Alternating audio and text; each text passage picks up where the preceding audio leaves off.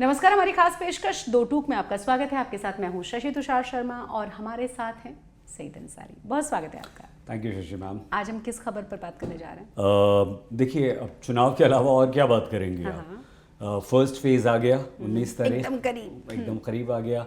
चुनाव प्रचार जोरों पर है, ज़बरदस्त। रणदीप सुरजेवाला को 48 घंटे के लिए चुनाव प्रचार से रोक दिया गया। हेमा मालिनी के गानों पर उन्होंने कुछ कह दिया था। वैसे हेमा मालिनी पर बराबर मुझे याद आ जाती है। मुझे ना नहीं हेमा मालिनी पे वो मुझे याद आता है कि वो हर 5 साल में कुछ दिन पहुंचती हैं, जब गेहूं के खेत कट रहे होते हैं ना, वो अपने पोज देती हैं किसानों के बीच पहुंच। उसके बावजूद जीतती हैं भाई। अब फिर आप वही कहेंगे, जो जीता वही सिकंदर। हम तो फिर से कह रहे हैं, आप कर लीजिए जो करना है। जो जीता वही सिकंदर। 1 वोट से सरकार गिर जाती है। तो यहाँ तो लाखों लाख से जीत रहे हैं। वेस्ट बंगाल में क्या चल रहा है? वेस्ट बंगाल में चुनाव चल रहा है, लोकसभा चुनाव, और ज़बरदस्त हंगामा चल रहा है।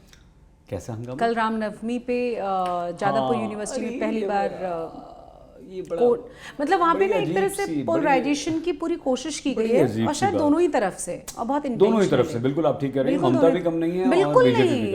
उनको पता है, फोकस्ड है वो कि कौन उनका वोट बैंक है, कैसे उनका वोट बैंक उनको जीतना है। 30% मुसलमान चाहिए। जिन 30% मुसलमानों ने विधानसभा में ममता बनर्जी को जिताया, प्रचंड बहुमत दे दिया था। 200 पार बीजेपी इतना कॉन्फिडेंट थी। अमित शाह थे, बोल रहे थे, बार बार बोल रहे थे। कैलाश विजयवर्गीय इंचार्ज थे, वो बोल रहे थे, लेकिन नहीं, रोक दिया। और हाँ, सबसे मजेदार तो मुझे रॉबर्ट वाड्रा का बयान सुना है आपने? तो वो कह रहे थे चर्चा कर चुके हैं। नहीं, उसके बाद रीसेंट वाला जो उन्होंने कहा, अभी आपने जब सुना था, अमेठी और रायबरेली की बात हो रही थी। देखिए, वो कह रहे हैं कि आप मुझे मुरादाबाद से लड़ा दीजिए, मैं वहीं से बिलोंग करता हूँ। आप हरियाणा का भी डिसीजन नहीं ले पाए, हरियाणा से कहीं से भी लड़ा दीजिए। जनता की मांग है, मिन्नतें कर रहे हैं लोग। लड़ा दीजिए भाई, सब पता चल जाएगा। 500-700 जितने वोट मिलेंगे सब पता चल जाएगा। तो आपको ऐसा नहीं लगता कि वैसी कांग्रेस की इतनी ज़्यादा मुश्किलें बढ़ी हुई हैं, पब्लिक प्लेटफॉर्म पर आकर ये बात करने की क्या जरूरत है? शशि मैम, हमें एक चीज़ समझ में नहीं आती, आप समझाइए भाई। सोशल मीडिया, मैं तो हूँ नहीं सोशल मीडिया पे, हाँ, ये सोशल मीडिया पे नहीं है, लेकिन सोशल मीडिया पे एक एक डिटेल रिपोर्ट इनके पास है। इसलिए क्योंकि हमारा दोस्तों, मैं आप तो जानती हैं, आपको बता दूं दोस्तों कि हमारा आज तक का दुनिया का सबसे बड़ा यूट्यूब चैनल, सबसे आज तक का है। और तो हमारा इंस्टा, हमारा नहीं, सुनिए ना, हमारा इंस्टाग्राम जबरदस्त है, जिस पर आप शशि मैम की कहानियां सुनते हैं। कभी नहीं, आप खूब छाए रहते हैं। मतलब आप ये खुद नहीं है सोशल मीडिया पे, लेकिन सोशल मीडिया के जितने हमारे प्लेटफॉर्म हैं आज तक के, इंस्टा हो गया, यूट्यूब हो गया, और क्या क्या है हमारा, फेसबुक हो गया, हर जगह पे ट्विटर हो गया, हर जगह पे इनकी ढेर सारी कहानियां, सोचिएगा जरूर। और जो हमारा डिजिटल प्लेटफॉर्म है, हेलो हेल्थ, मनी मंत्रा, सब कुछ आपको मिलेगा, रोज मिलेगा। नहीं तो हम यही आपसे कह रहे थे ना कि हम नहीं, फिर आपको ये कैसे पता चलता है कि वही तो आपको बता रहे हैं, श्वेता सिंह ने क्या कहा, अंजना ने कहा, क्या कहा। वही तो हम बता रहे हैं कि दोस्तों, हमारी सोशल मीडिया की टीम इतनी मजबूत है। छोटे छोटे से बच्चे हैं वहाँ पर, बहुत, और वो इतने स्ट्रांग हैं, वो तुरंत पता है हमें बताते हैं। तुरंत बताते हैं कि सर, आपका कल जो वीडियो मैंने किया था ना, हाँ 1.3 मिलियन। मैंने कहा 50 लोग नहीं देखते, 1.3 मिलियन मतलब 1 मिलियन 10 लाख, 10 लाख से ज़्यादा। बोला सर 10 लाख नहीं, कितना 1.3 मिलियन, लगभग 13 लाख। पगले हो गए हो। तो बोलता नहीं, फिर वो दिखाता है कि देखिए। तो हमें लगता है कि पता नहीं सारी कौन लोग जो देख रहे हैं, तो फिर वो हमें बताते रहते हैं कि देखिए आप आपने ये झूठ बोल रहे हैं। ये ऐसे पीछे से भी एक्सक्यूज देते हैं। मुझे ऐसा लगता है इनका फेक अकाउंट है, कुछ ना कुछ किसी और नाम से अकाउंट है, इसलिए पूरा ना जाके सब कुछ चेक करते रहते हैं लगातार। एम आई राइट? नहीं अच्छा, ऐसा नहीं है।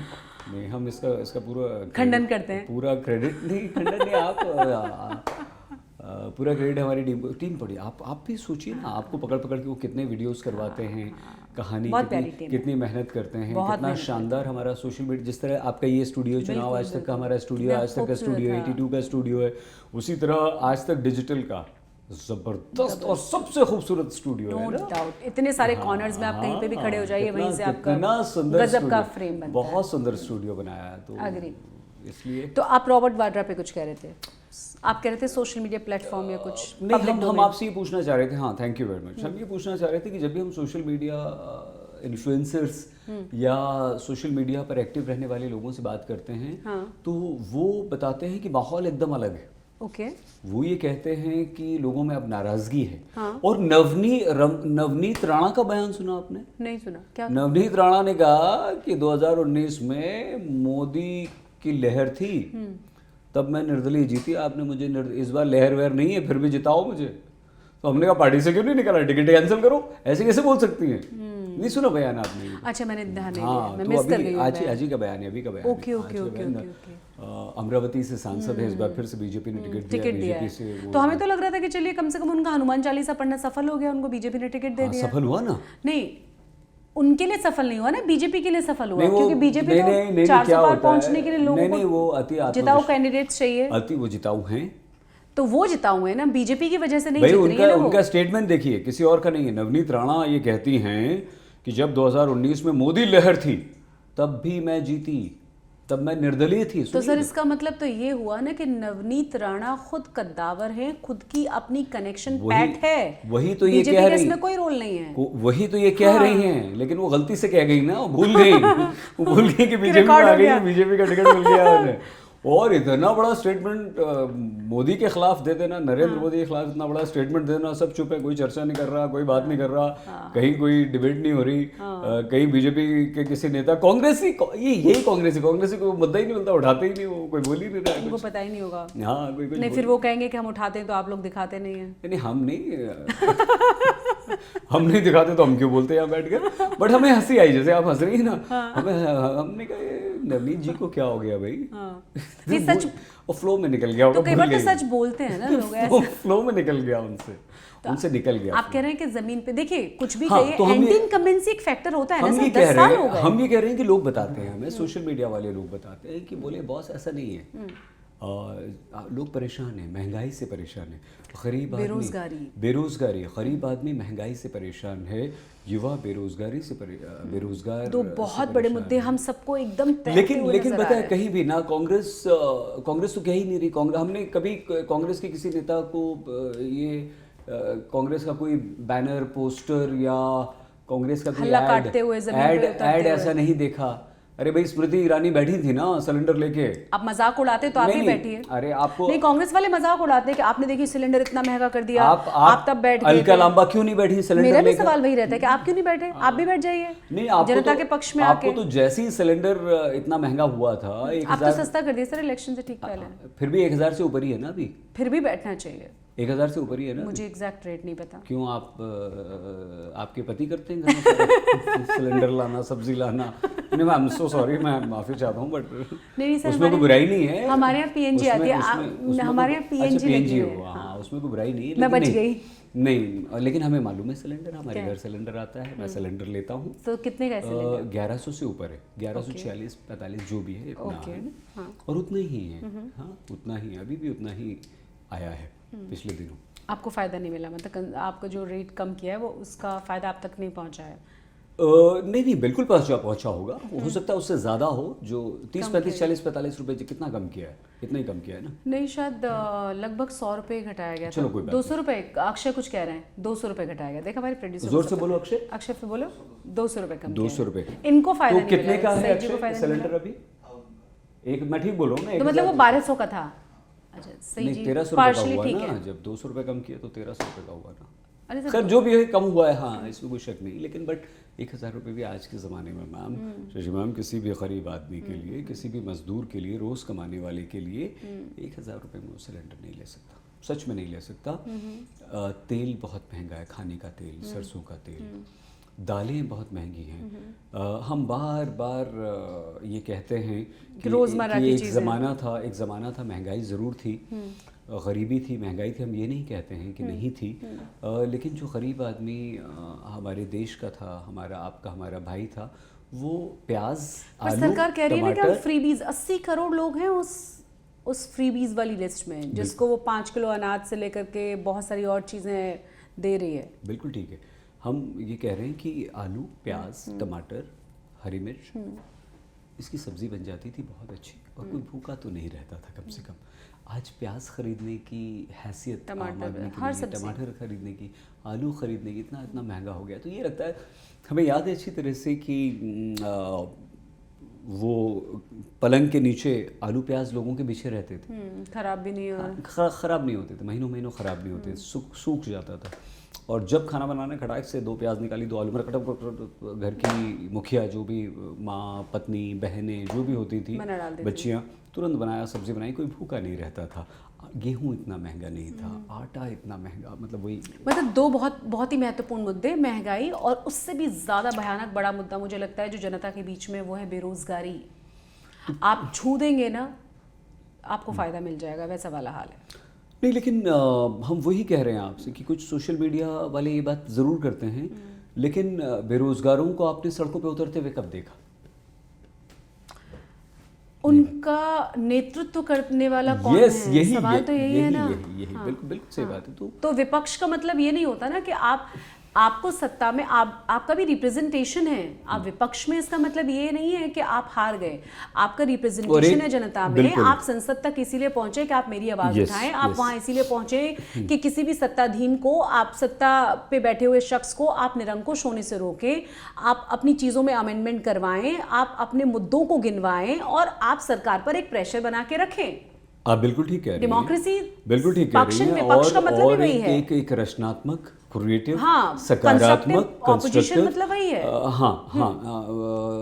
ऑपोजिशन हेल्दी आपने देखा ना, प्रेशर में आप काम बहुत अच्छा करते हैं, सरकार पे एक प्रेशर रहता है मजबूत विपक्ष का, तो उसका जो काम है वो और बेहतरीन होता चला जाता है। बिल्कुल सही बात है। वो इनफैक्ट वो मजबूत विपक्ष जो है हमारे देश की सरकार को अच्छा काम करने के लिए प्रेरित करता है या मजबूर करता है? मजबूर करता है। बिल्कुल, मैं आपसे सहमत हूँ। उस मामले में बिल्कुल सहमत हूँ सुषमा मैम। लेकिन आप देखिए ना, कई लोगों के मन में, मुझे लग रहा है सही सर, ये बहुत बड़ा मुद्दा है कि लोगों के मन में सबसे बड़ा सवाल ये है ना कि अगर ये नहीं तो कौन? पता नहीं, ऐसा थोड़ी होता है। हालांकि लोग कहते हैं कि मनमोहन सिंह के समय में भी कहाँ तय किया गया था कि कौन होगा कौन नहीं होगा, लेकिन जो एक नैरेटिव पेश किया गया राहुल गांधी के बारे में, क्या लोगों के मन में अभी भी उस बात को लेकर हिच है कि वो देश को नहीं संभाल सकते? नहीं, बदला है, बिल्कुल बदला है। हम तो तारीफ राहुल गांधी की इसलिए करते हैं, जिस करेज के साथ, इतनी हारों के बावजूद, इतने नैरेटिव पेश करने के बावजूद। अगर राहुल गांधी की जगह हम होते तो हम तो कब के मुंह छुपा के घर में बैठे जाते। समझ सकते हैं। या हम में इतनी हिम्मत नहीं है, हम इतना नहीं कर सकते।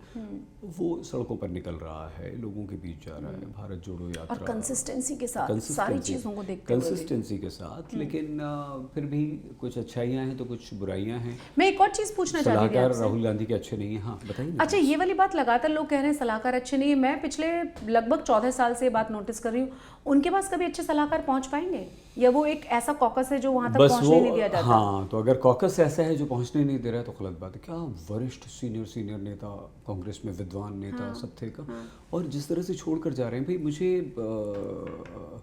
2 लोगों का, रोहन का और गौरव वल्लभ का जाना खला, क्योंकि ये 2 बड़े सशक्त हस्ताक्षर थे कांग्रेस के, और लंबी लाइन लगी हुई है। अब क्या बताएं आपको, बस जगह मिलनी चाहिए और आ जाएगी। मतलब आपके लिए भी, हम लोगों के लिए मुश्किल हो जाएगा कि कांग्रेस से कि बीजेपी ये पहचान पाए। भाई हम अपने शहर की बात बताएं, इंदौर विधानसभा चुनाव की बात बताएं। प्रचंड बीजेपी की जीत हुई मध्य प्रदेश में, और इंदौर की सभी सीटों पर बीजेपी जीती, सारे बीजेपी के विधायक बने। एक कांग्रेस का संजय शुक्ला एक विधायक बना, एक विधायक कांग्रेस का संजय शुक्ला जी। ये पिछली बार की बात कर रहे हैं, इस बार तो हरा दिया। इस बार कैलाश विजयवर्गीय ने हरा दिया संजय शुक्ला को। लेकिन संजय शुक्ला वो प्रचंड मोदी लहर में 2019 में जीत कर आए थे, है ना, बीजेपी ज्वाइन कर।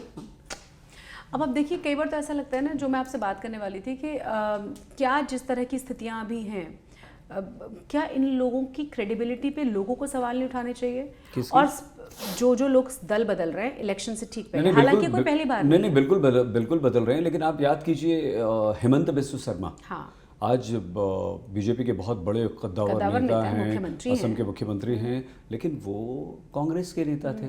अब उन्होंने किस बात पे कांग्रेस छोड़ी कि हम राहुल गांधी के पास गए तो वो अपने कुत्ते को बिस्किट खिला रहे थे, मेरी तरफ देख भी नहीं रहे थे। तो कोई भी व्यक्ति नहीं रहेगा भाई, आप राहुल गांधी हो या शहनशाह हो या जो भी हो, भाड़ में जाइए, आप संभालिए अपना ये चला में। वहाँ इज्जत मिली, वहाँ मुख्यमंत्री बन गए, आज बीजेपी के बड़े नेता हैं, बड़े बड़े मंचों पर जाते हैं, बीजेपी का पक्ष रखते हैं। तो इसका दूसरा पक्ष ये भी है कि आप अपने लोगों को संभाल ही नहीं पा रहे हैं, नहीं संभाल और रहे हैं। एक ही बात आपको लगातार कही जा रही है कि हमको आला कमान से मिलने में ऐसा लगता है जैसे कि हम किसी शहनशाह से मिल रहे हैं, फिर भी आपकी अवेलेबिलिटी नहीं है। बिल्कुल सही बात, कोई सुधार नहीं है वहाँ पे। बिल्कुल सही कह रही हैं आप, बिल्कुल सही कह रही हैं। अरे आप जब अपने नेताओं से नहीं मिल पा रहे हैं, अपने कार्यकर्ताओं से नहीं मिल रहे हैं, आपका कार्यकर्ता आप तक नहीं पहुंच पा रहा है, आपका तो नहीं है सर कि वो मिलने ही नहीं दे रहा है। हाँ वही तुम कह रहे हैं, यस बिल्कुल सही बात है। जब राहुल गांधी लोगों से मिल सकते हैं, जनता से बिल्कुल। मिल अरे सकते भाई, हैं, अरे भाई, हेमंता हेमंता बिस्व शर्मा के बारे में ऐसी क्या राहुल गांधी को फीडबैक होगा कि राहुल गांधी ने मुड़ के नहीं देखा? राहुल गांधी को एहसास होना चाहिए था ना कि असम का बहुत बड़ा नेता है, जनाधार है, सब कुछ है,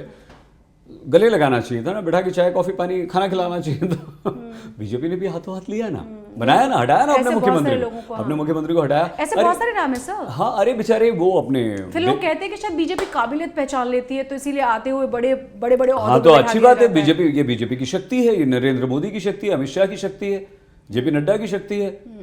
तो अब देखिए ना देवेंद्र फडणवीस, और देखिए कोई चू बोलने को तैयार नहीं है। हाँ, क्योंकि वो हालत ऐसी भाई मुख्यमंत्री को आपने उप मुख्यमंत्री बनाया, नहीं अब देखिए, अब आप ये बोलेंगे नहीं, डर के नहीं बोलते, ये नहीं बोलते। अरे आप ये भी तो कह सकती हैं कि नहीं भाई, वो डिसिप्लिन है सर, उनका डिसिप्लिन है, उनके संस्कार हैं, और डिसिप्लिन नहीं बोल सकते। हाँ तो आप ये हर बार ये नहीं कह सकते ना हम कि नहीं वो तो डर के नहीं बोल रहे हैं, नहीं तो निकाल देंगे। लेकिन आप मुझे ये सिर्फ बताइए, दिल्ली में भी, हालांकि इसमें एक चीज़ है, दिल्ली में 7 में से आपने 6 चेहरे बदल दिए, ठीक है, एक चेहरे को उठा करके आपने पंजाब में जगह दे दी हंसराज हंस को, लेकिन आपने 6 चेहरे बदल दिए।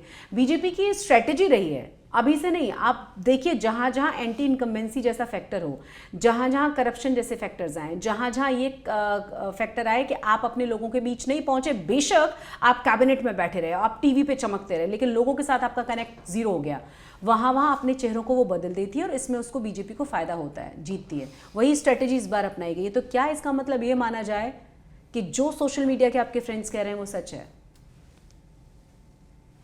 आप कह सकते हैं, लेकिन आप इसका दूसरा पक्ष और पहलू ये है कि बीजेपी अपनी कमजोरी को भी जानती है, समझती है, और उसे मजबूती में बदलना जानती है। तो ये उनकी शक्ति है। आप तो अपनी शक्ति ही नहीं पहचान रहे, वो तो कमजोरी को भी अपना आपदा में अवसर पैदा कर लिया। नरेंद्र मोदी जी का जो उन्होंने एक मंत्र फेंका था कि आपदा में अवसर, हाँ। आपदा में हैं, लेकिन अवसर में कन्वर्ट कर नए फेसेस को, यंग फेसेस को, लाए हुए फेसेस को, मतलब जिन लोगों के साथ लग रहा है कि इनकी वजह से हम हार सकते हैं, चाहे नवनीत राणा हो, उपेंद्र कुशवाहा हो, अलग अलग जगहों पे जिन लोगों ने, अगर हम बात कर लें साउथ की, जिस तरीके से लोगों को उन्होंने मिलाया है अपने साथ, देख के लग रहा है कि जो लक्ष्य है वो जीत है। बिल्कुल, वो जीत के लिए लड़ रहे हैं, लेकिन इस बार देखना ही होगा। राजस्थान, मध्य प्रदेश, हिमाचल प्रदेश, हरियाणा नहीं, दिल्ली, हरियाणा भी, हाँ, ये सब में क्या 100% है बीजेपी, फुल। 25 में 25, 29 में तो 29, 27 में 27, 1 सीट, 28 मध्य प्रदेश में एक छूट गई थी कमलनाथ की, दिल्ली 7 का 7, दिल्ली 7 के साथ। तो ये अब 100%, अब यहाँ एक का भी नुकसान हो गया तो बीजेपी को नुकसान हो गया। तो इसलिए चुनौती बहुत बड़ी है। 412 और 370 का नारा आप जरूर दे रहे हैं, हाँ, लेकिन दक्षिण में, इसीलिए दक्षिण में पांव गड़ाने की कोशिश। और इस बार आप में से कोई भी बात नहीं कर रहा है नॉर्थ ईस्ट की, कोई उत्तर पूर्व की कोई बात नहीं कर रहा है। हमें लगता है मणिपुर का जबरदस्त असर पूरे उत्तर पूर्व में होगा, 7 राज्यों में बहुत असर होगा, और वहां नुकसान हो गया, असम में नुकसान हो गया, तो क्या कर लोगे आप? राइट, आप बात ही नहीं करते हो, चुनौती आप बात नहीं करते हैं। हमने तो बोला ना, कीजिए बात, आप कीजिए ना। बीजेपी कर रही है, बीजेपी तो नहीं कर रही है, स्ट्रेटेजी है उनकी रणनीति। कांग्रेस भी बात नहीं कर रही है, लेकिन क्या आप और हमने कभी ये बात की कि क्या मणिपुर का असर उत्तर पूर्व में होगा? हम इस पर कल बात करेंगे और डिटेल में बात करेंगे। अवश्य। बहुत बहुत शुक्रिया हमसे बात करने के लिए। सही सर, थैंक यू मैम। आप प्लीज़ अपना बहुत ख्याल रखिएगा। दोस्तों आप भी प्लीज़ अपना बहुत ख्याल रखिएगा। और इसी के साथ हमारी इस खास पेशकश में बस इतना ही। नमस्कार।